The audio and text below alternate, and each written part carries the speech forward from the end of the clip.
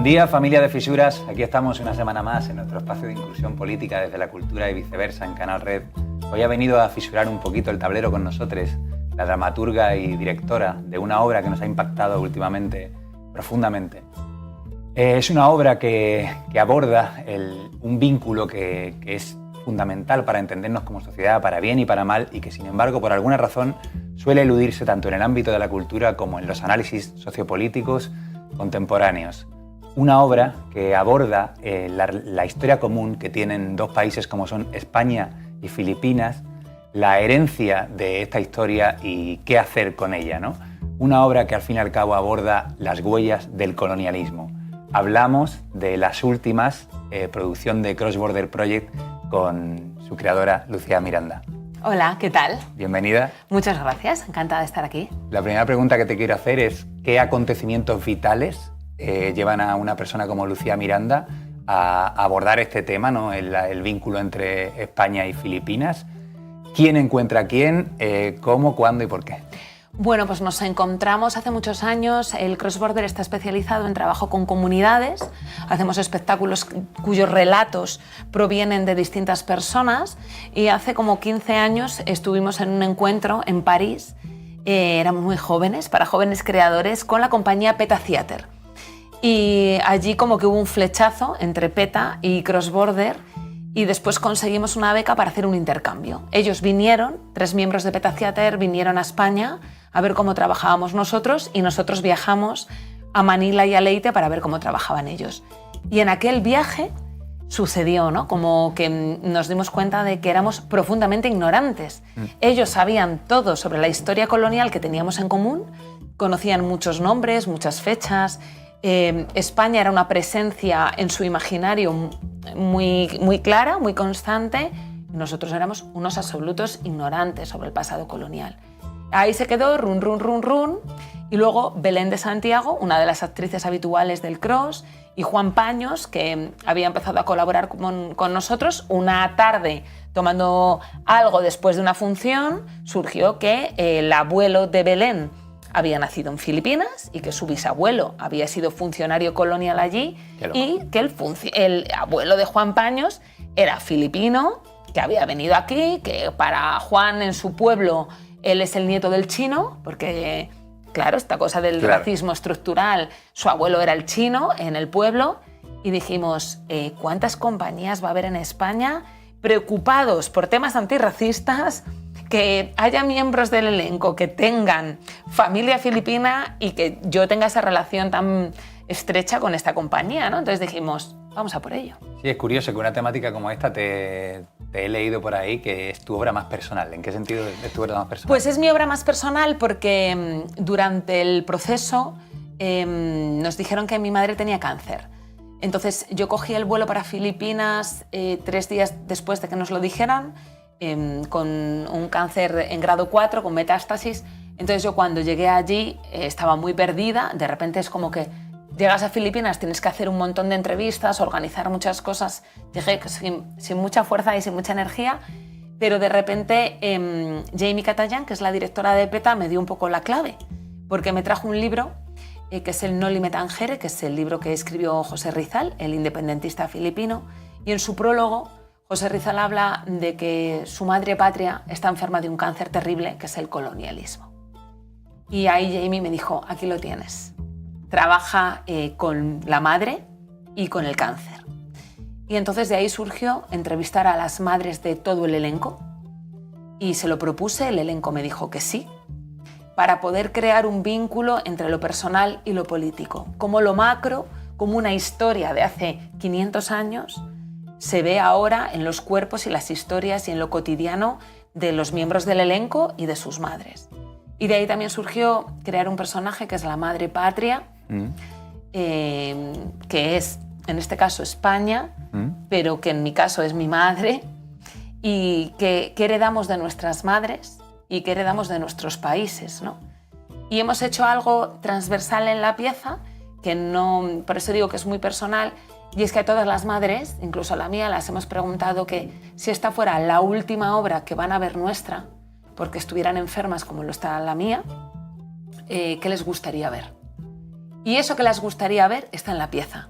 Esto no lo compartimos con el público, o sea, como es algo que está en la estructura, en la dramaturgia, pero por eso hay tanta comedia. Porque mi madre me dijo, yo quiero llorar de la risa, quiero pasármelo muy bien. Y muchas madres nos dijeron lo mismo, ¿no? Que ante una obra con tantos momentos dramáticos, que lo que querían era reírse. Y entonces hemos construido una gran comedia. Doy fe que la verdad es que me reí mucho viéndola y no me lo esperaba. Otra cosa que has dicho, aparte de que esto era más personal, es que también al mismo tiempo ha sido la obra que más trabajo de documentación te ha llevado, ¿no? Sí. Y todo el tema de entrevista. Entonces te quiero preguntar cuál ha sido un poco el criterio a la hora de escoger qué relatos salían, qué momentos históricos, qué personajes. Pues ha sido muy complicado, 40 entrevistas en audio entre España y Filipinas, son unas 80 horas de audio para seleccionar. Entonces elegí en base a varios temas que pensaba que eran básicos tras mis entrevistas. Uno es el poder de la religión, otro el lenguaje, otro lo económico y administrativo, cómo se mantiene el poder económico y administrativo del colonialismo, y otra el relato del colonialismo, el conflicto que existe con el relato. Para unos, Magallanes, Legazpi,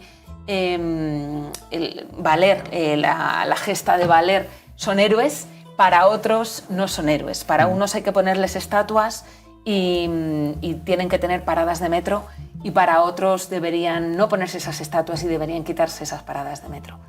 Entonces, bueno, he ido buscando relatos dentro de las entrevistas que tuvieran que ver con estos temas. Incluso con el propio elenco, ¿no? Cuando aparece Julia Enríquez y me cuenta que es hija de un desaparecido de la dictadura de Marcos en la dictadura filipina, hago el match con nuestra propia dictadura, con nuestros propios desaparecidos, con Imelda Marcos y con Carmen Polo, porque también he tratado que todo, que haya una visión feminista de la historia. Por eso aparecen tantas mujeres, aunque no sean buenos papeles, claro, pero son los que les tocó, ¿no? Una monja que podemos ver en el Prado, la reina María Cristina Regente, que fue la que montó la exposición del Palacio de Cristal, donde se habla mucho de los zoos humanos, porque se trajo a toda una comunidad de Filipinas. Entonces también he ido como rescatando momentos de esa historia en común donde aparecen las mujeres. Es curioso que un vínculo tan importante, ¿no?, para entendernos ambos países se trate tan poco, tanto en el ámbito de la cultura como en otros ámbitos, como en los análisis políticos. ¿Por qué crees que sucede? Bueno, yo creo que son las últimas en el imaginario por distancia. Con América Latina hay menos horas de vuelo y hay una cercanía que es el idioma en común. Entonces, también creo que eso ha construido un puente cultural que ha hecho más fácil, tanto a nivel de distancia como de entendimiento. Y luego yo creo que, como todo, hay intereses económicos, ¿no? Claro. Siempre, ¿por qué ahora está España o Madrid y Barcelona llena de comunidad venezolana o mexicana?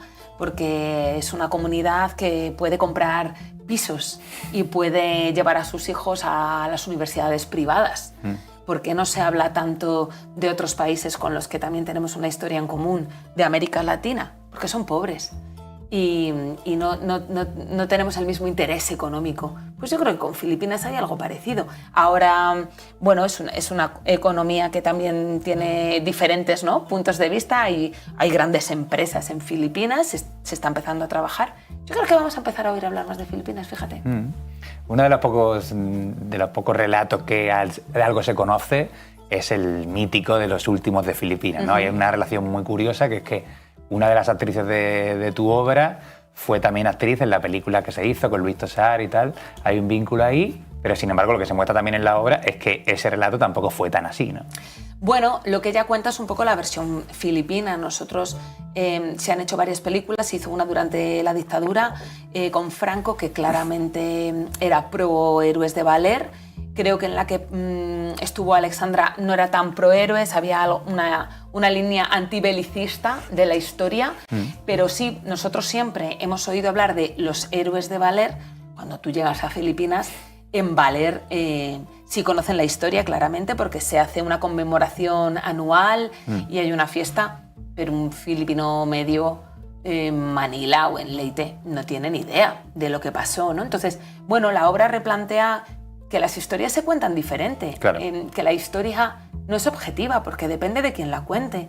Nosotros en los libros de texto se sigue encontrando que se habla del desastre del 98, claro, por la pérdida de Cuba y de Filipinas como colonias, y ellos hablan de que España vendió Filipinas por $20 millones a Estados Unidos. ¿Es el mismo hecho? Sí, que España salió de Filipinas, que dejamos de tener una relación colonial, sí. ¿Se narra ese hecho final de manera diferente? También.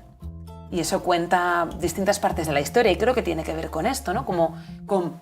Vamos a plantearnos que depende de quién cuente la historia, depende en qué lugar del mundo estés, depende si has sido colonizado o colonizador, si has sido oprimido u opresor, cuentas la historia de manera diferente.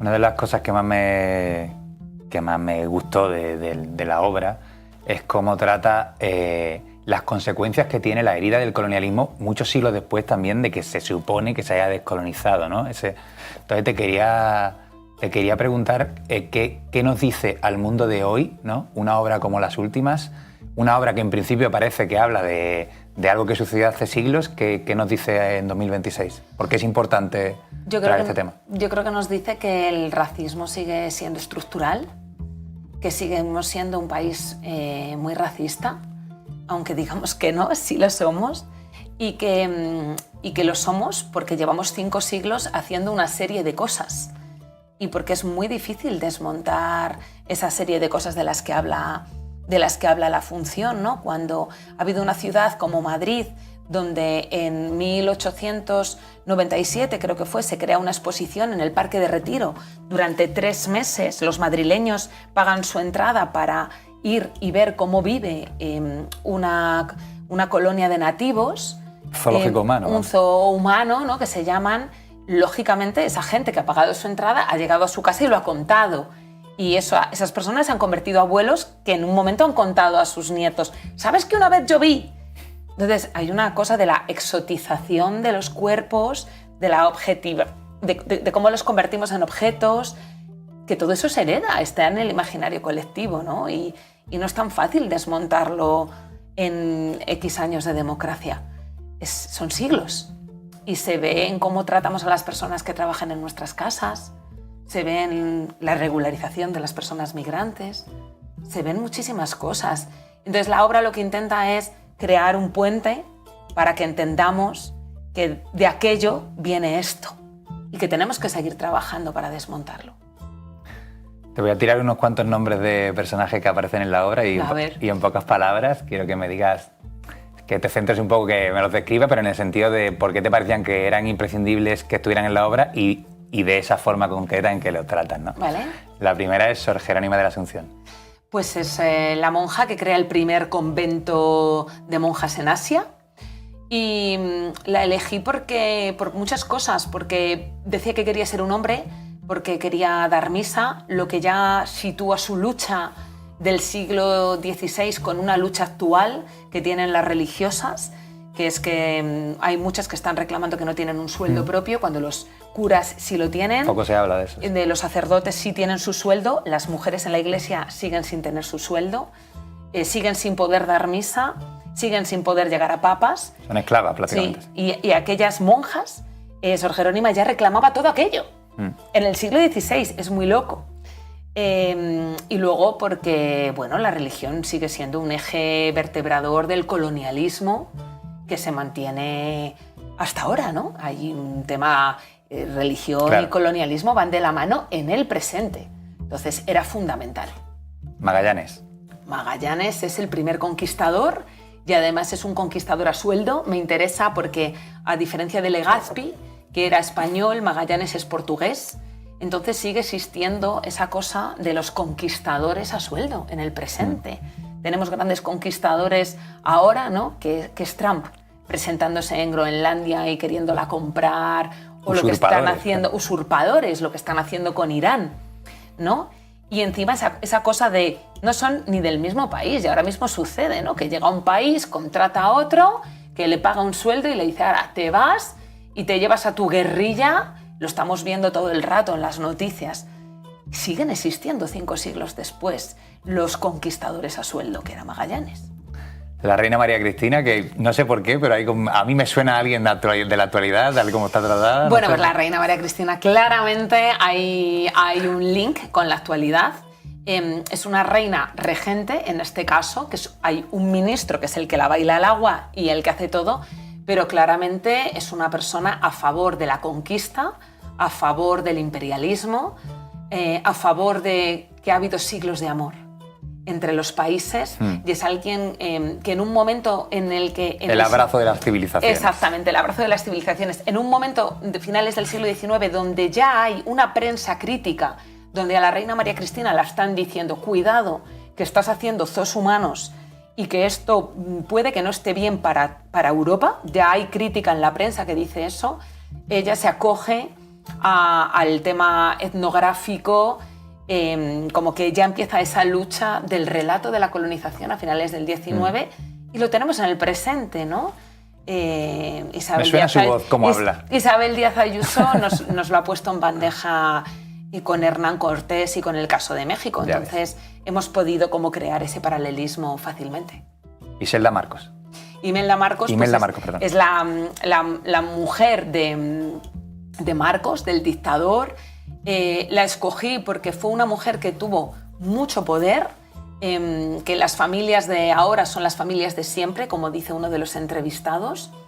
La pongo en relación con Carmen Polo para poner encima de la mesa el poder que tenían las mujeres de los dictadores, lo que decidían. El Museo Nacional de Filipinas existe, se cree, porque Imelda Marcos lo puso encima de la mesa. Marcos dio un golpe de Estado, sacó a todo el mundo del Parlamento y se quedaron con el Parlamento vacío. ¿Qué hacemos con el Parlamento para que nadie se queje porque lo tenemos vacío? Montemos un museo nacional. Nuestros museos, todos los museos, son herederos del colonialismo. Los museos se crearon en Europa, el Louvre, el Museo Nacional de Londres, con las grandes obras que Napoleón y sus compañeros traían, robaban. Entonces tenía que aparecer de alguna manera eso y Imelda Marcos nos lo podía poner en bandeja. Almeida y Carmena. Bueno, Almeida y Carmena, maravilloso. Hemos tenido a Manuela Carmena, que ha venido a ver la obra. Me encantaría que viniera Almeida también. Representan el relato en la actualidad, ¿no? Hubo un conflicto en el Ayuntamiento de Madrid sobre si se debía o no poner una estatua a los héroes de Valer en la Plaza del Conde del Valle Suchil. Durante el periodo de Manuela no salió a término, y durante el periodo de Almeida sí, y se ha colocado. Entonces les hago convivir en el mismo espacio y tener una conversación. Todo el texto que dicen es real, sale de vídeos y de declaraciones, no me he inventado. Es más, hay un poco de invento y en el invento paramos la función y decimos, ¿pero esto es verdad que lo dijeron? No, esto me lo estoy inventando yo para que quede claro. Y para mí representan como las dos Españas en el sentido de los dos relatos que hay con el colonialismo y los dos posicionamientos de la ciudadanía. Porque al fin y al cabo ellos son representantes de la ciudadanía, claro. Lapu Lapu. Pues Lapu Lapu es el jefe indígena que acabó con Magallanes. Hay grandes estatuas gigantes en Filipinas, lo que ya cuenta bastante, ¿no?, de lo que significa para los filipinos Lapu Lapu, que fue el jefe indígena que acabó con Magallanes y le han hecho estatuas grandes. Pero al mismo tiempo hay toda una mitología con él, hay historiadores que dicen que sí que existió, hay otros historiadores que dicen que no, que es una leyenda. Es una presencia muy importante para la comunidad filipina. Y termino no con un personaje, sino con algo que está en toda la obra. Es un concepto, quiero que me digas después de todo este proceso, ¿qué significa para ti cuando te digo Maharlika? Maharlika.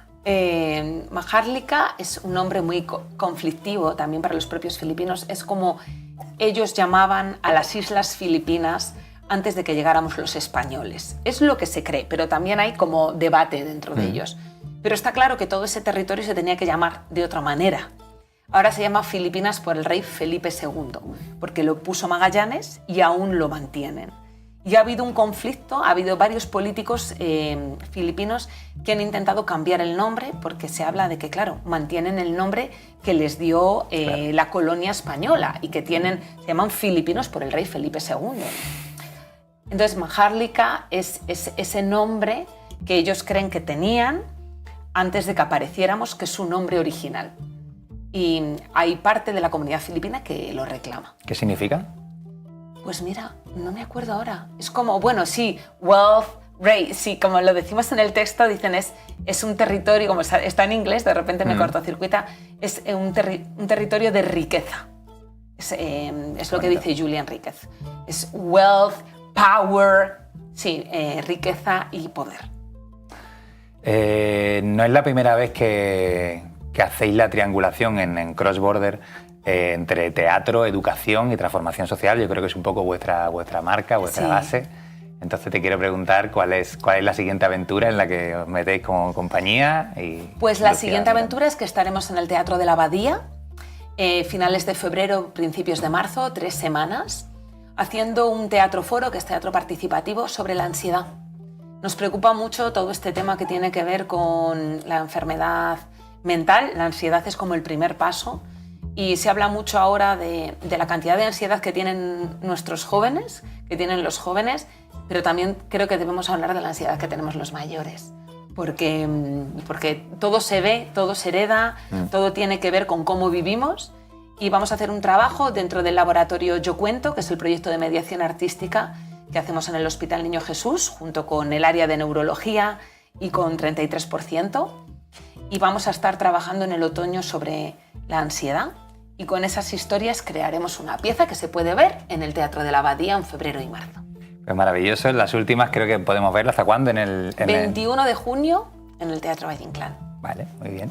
Pues muchas gracias por este ratito y ojalá que todo el mundo vaya a ver esta obra, porque me parece muy importante para entendernos como sociedad y para entender las cosas que quizás no deberíamos repetir si queremos ser un mundo un poquito más justo. Muchos éxitos también con la nueva obra. Muchas gracias. Y aquí tienes tu casa cuando quieras. Un placer. Y a vosotros, vosotras, vosotros, nos vemos en el siguiente encuentro el jueves que viene. Ahora quiero hacer un momentito de territorios. 1, vayan a ver la obra de Las Últimas. Y 2, este viernes, si no tienen nada mejor que hacer, en el Teatro del Barrio hay un conciertazo de un chico muy majo que os recomiendo. Estaré yo por allí con toda la banda presentando nuestra obra. Y nada, nos vemos la semana que viene. Esto fue Fisura en el Tablero. Salud y anticolonialismo.